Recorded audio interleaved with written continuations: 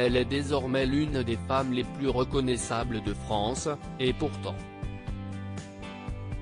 En janvier dernier, Marie-Sophie Lacaro a succédé à Jean-Pierre Pernaut à la tête du JT de 13h de TF1, prenant la main pour ravir les milliers de téléspectateurs au rendez-vous chaque jour. Et si sa popularité a monté en flèche, la journaliste confie qu'elle a tout de même réussi à garder un peu d'anonymat, notamment pour mener son quotidien en paix, loin des regards indiscrets. Et elle arrive même encore à prendre le métro sans être arrêtée par ceux qui la reconnaissent.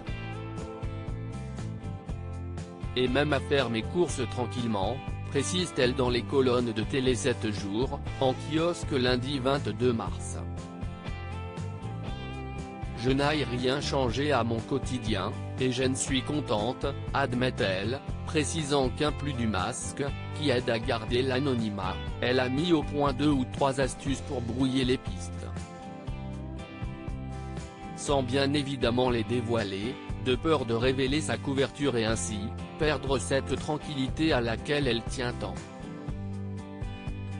Marie-Sophie Lacaro se confie sur son accent désormais sous les feux des projecteurs. Marie-Sophie Lacaro porte malgré tout l'héritage de Jean-Pierre Pernaut, dont elle a toujours prévenu qu'elle ne souhaitait pas dénaturer le JT. Une tâche pas évidente tous les jours pour elle, qui reçoit également chaque jour des courriers quelque peu désobligeants à propos de son accent. Je reçois encore aujourd'hui des courriers me disant que je ne parle pas français, confiait la journaliste à la Dépêche du Midi.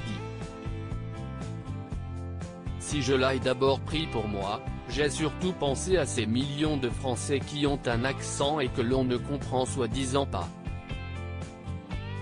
Un accent qui a souvent été pointé du doigt par certains chez Marie-Sophie Lacaro.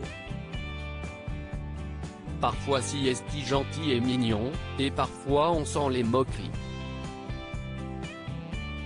J'ai toujours décidé que je ne voulais pas que cela m'atteigne. Cet accent je le gomme quand je suis à l'antenne, a-t-elle confié.